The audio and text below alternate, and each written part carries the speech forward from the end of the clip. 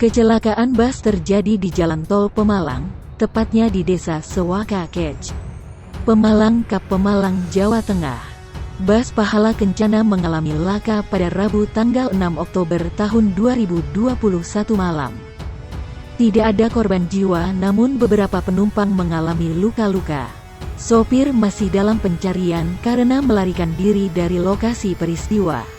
Hingga berita ini diturunkan belum diketahui penyebab kejadian tersebut.